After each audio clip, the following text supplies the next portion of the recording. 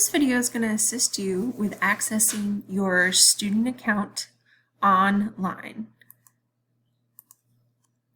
So in the Student Accounts Payment Center, which is accessed through Sage Advisor, you can view your bill, your authorized users can view your bill, you can make payments, you can set up a monthly payment plan, and you can also set up your refunding preference.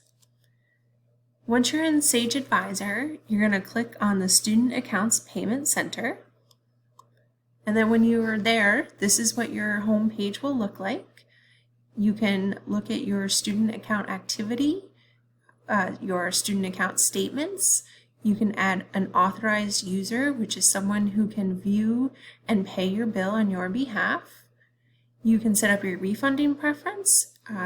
You can set it up for direct deposit, which is a great option for when you might be doing some of your classes online.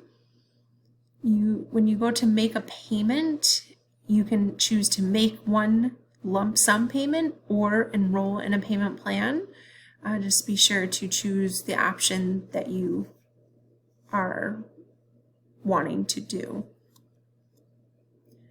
Here's a copy of what your statement might look like.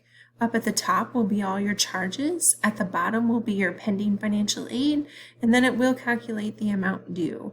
In this case, the student has a Parent Plus loan, which is going to cover their balance and actually give them a credit back. Spring payment due date is December 1st. If you have any questions about your student account or payment options, you can call us or email us in the Student Accounts office. You can also go online to Student Accounts on our webpage.